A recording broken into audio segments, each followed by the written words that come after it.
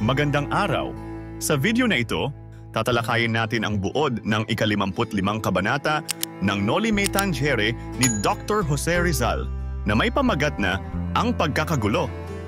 Pag-aaralan din natin ang mga mahahalagang pangyayari, tauhan, tagpuan, talasalitaan, at aral, mensahe o implikasyon na matatagpuan sa kabanatang ito.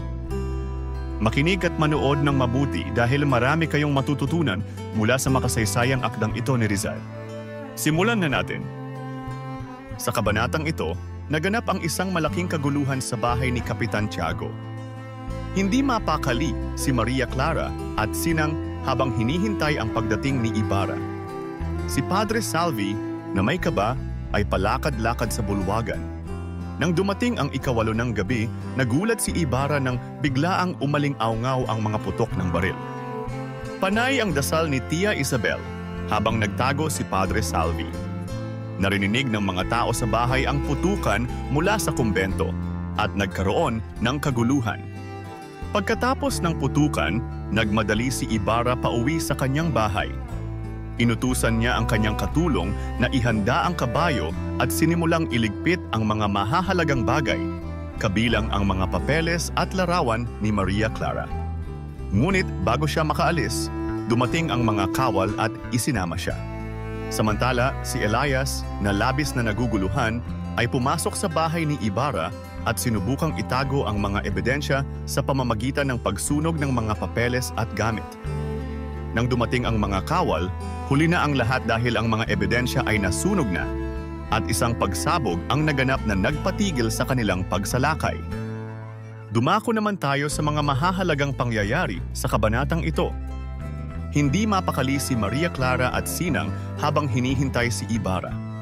Habang nag-uusap ang dalawa, patuloy silang nag-aalala at nagdadasal na sana ay umalis na si Padre Salvi upang mas makapagpahinga sila.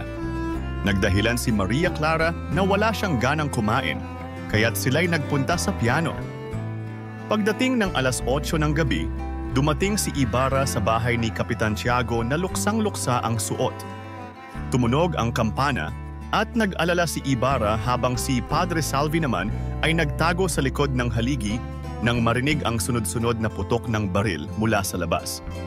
Nagkaroon ng kaguluhan at ang mga tao sa bahay ni Kapitan Tiago ay nakarinig ng putukan mula sa kumbento. Nagmadali si Ibarra pauwi upang iligpit ang mga mahahalagang gamit.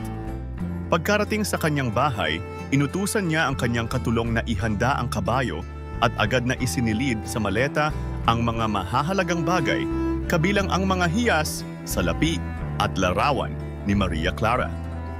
Isinukbit din niya ang kanyang mga sandata bilang paghahanda sa posibleng panganib. Dumating ang mga kawal sa bahay ni Ibarra upang siya'y arestuhin. Habang nagpaplano si Ibarra na umalis, narinig niya ang malakas na pagputok sa pintuan. Pinili niyang huwag lumaban at sa halip ay sumama na lamang sa mga dumating na kawal. Pumasok si Elias sa bahay ni Ibarra matapos itong dalhin ng mga kawal. Labis na naguguluhan at pinahihirapan ng kanyang konsensya, sinubukan ni Elias na itago ang mga ebidensya laban kay Ibarra sa pamamagitan ng pagsunog ng mga papeles, gamit at kasulatan.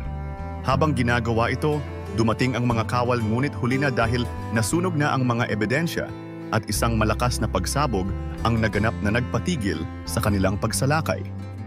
Mga mahahalagang tauhan. Kapitan Tiago, ang mayaman na negosyante, kaibigan ni Ibarra at itinuturing na ama ni Maria Clara. Tia Isabel, tiyahin ni Maria Clara na panay ang dasal habang nagaganap ang kaguluhan. Siya rin ang nag-utos sa magkaibigan na pumasok sa silid para sa kanilang kaligtasan. Linares, kumakain sa bulwagan ng bahay habang nagaganap ang mga pangyayari. Bagamat hindi siya aktibo sa mga eksena, siya ay naroroon sa bahay ni Kapitan Tiago. Maria Clara, ang kasintahan ni Ibarra na hindi mapakali at nag-aalala sa pagdating ni Ibarra. Siya ay may pakiramdam na may malaking mangyayari kaya't hindi siya mapakali. Sinang, ang matalik na kaibigan ni Maria Clara na kasama niya habang hinihintay si Ibarra. Sila ay nagbulungan at nagdasal na sana ay umalis na si Padre Salvi. Padre Salvi, ang kura na may lihim na interes kay Maria Clara.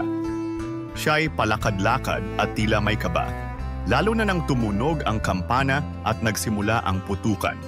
Ibarra, dumating sa bahay ni Kapitan Tiago na luksang-luksa ang suot. Siya ay nagulat sa biglaang putukan at agad na umalis upang maghanda sa kanyang bahay. Dala ang mga mahalagang bagay.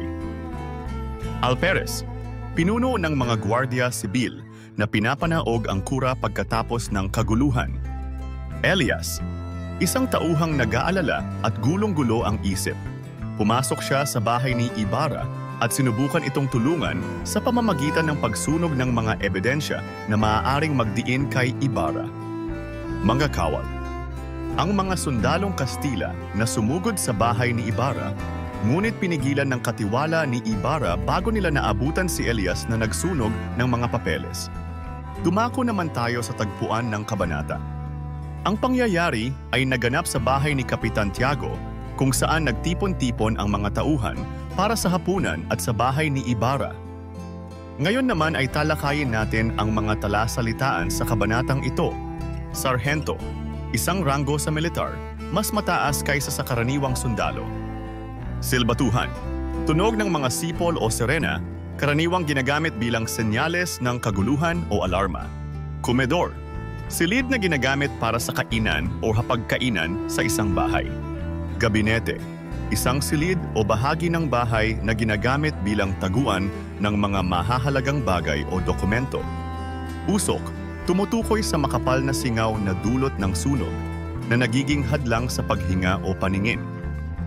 At ngayon ay alamin naman natin ang ilan sa mga aral, mensahe o implikasyon na ipinakita sa nobela.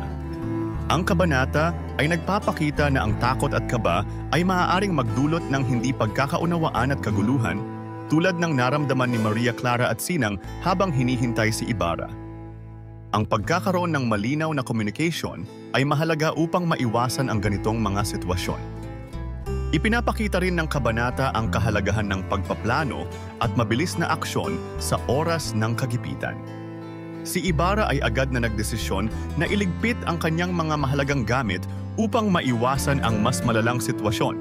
Ngunit ang kanyang mga aksyon ay huli na dahil sa mabilis na kilos ng mga kaaway. Ang pagpapakita ng tapang ni Elias sa kabila ng kanyang sariling mga alalahanin ay isang halimbawa ng tunay na sakripisyo at katapatan. Sa kabila ng kanyang sariling galit at takot, pinili niyang protektahan si Ibarra sa pamamagitan ng pagsunog ng mga ebidensya. Ang pagkakaroon ng tamang desisyon sa oras ng kagipitan ay mahalaga upang maiwasan ang mas malalang sitwasyon. Ang pagpili ni Ibarra na sumuko sa mga kawal kaysa lumaban ay isang pagpapakita ng kanyang pagpapahalaga sa buhay at kaligtasan ng iba. Sa huli, ipinapakita ng kabanata na ang kaguluhan at pagsabog ay hindi lamang isang literal na pangyayari, kundi isang simbolo ng pagkawasak ng mga plano at pangarap. Ito ay nagdudulot ng malaking epekto hindi lamang sa mga tauhan, kundi sa kabuuan ng kanilang buhay at mga pangarap. At diyan nagtatapos ang ika-55 kabanata ng Noli Me Tangere, ang pagkakagulo. Ano ang natutunan mo sa kabanatang ito? I-comment mo na ang iyong sagot. Inaanyayahan ka din namin na i-like, subscribe, at i-click ang notification bell para lagi kang updated sa mga susunod naming videos. Hanggang sa muli, maraming salamat sa panonood.